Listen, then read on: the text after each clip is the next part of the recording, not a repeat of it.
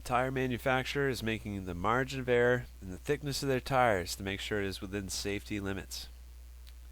The tire's thickness is normally distributed with a mean of 0.45 inches, so it looks like capital mu is 0.45 with a standard deviation of 0.05.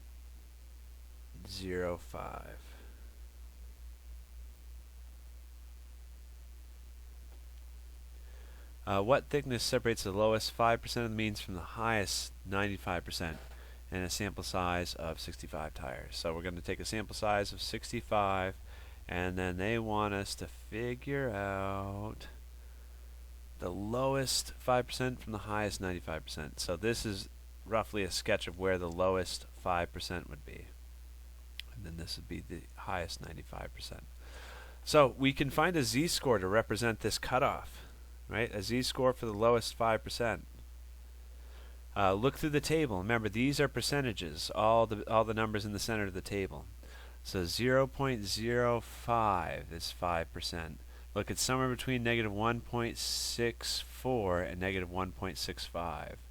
It's like negative 1.645. So negative 1.645 is our z-score. So we can plug that into our z-score formula. But since we're dealing with a sample mean, we've got to make sure to use the slightly different z-score formula. If you were dealing with just one number, you'd use x minus the mean divided by the standard deviation. But we're using a sample mean that we're investigating because there was 65 different items, so we got to use this formula. So our z-score for the lower 5% is negative 1.645. We're supposed to, actually, so we can type that in here. Round your z-score to 2 decimal places, so we're going to use negative 1.65 because of their instructions to round it to 2 decimal places. Negative 1.65. And then we're supposed to calculate the mean. So let's plug in everything we got here.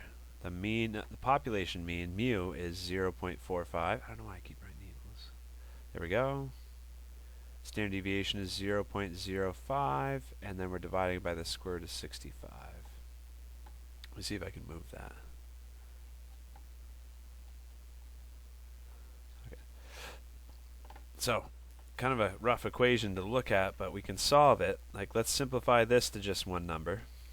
Square root of 65 on our calculator. I'm going to copy that to my clipboard, and then I'm going to take 0.05 and divide, and then hit paste. So in the bottom of that fraction,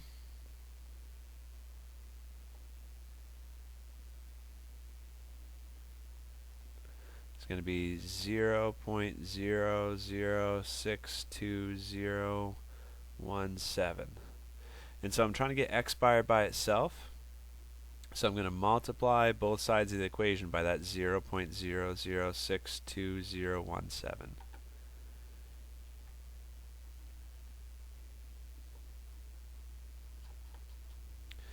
Okay, because that'll make it cancel out over here. So now we just need to take that 0.006 something and multiply it to 1.65. That gives us negative 0.01023.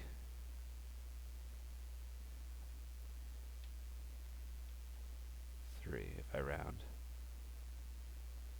Okay, so we multiply it to this, and that equals what's left over in the right side, x bar minus 0.45. So we can add 0.45 to both sides.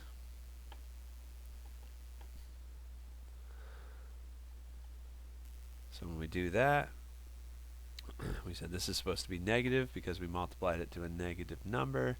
And then if you add the 0.45, we get the x bar is 0.4. They said 2 decimal places, so 0.44.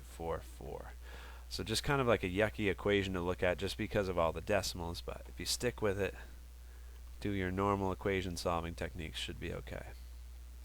I think that's all these are like. Top 1%, yeah, I can help you. Just start this one. So the top 1% of the company, this would be roughly where the top 1% is.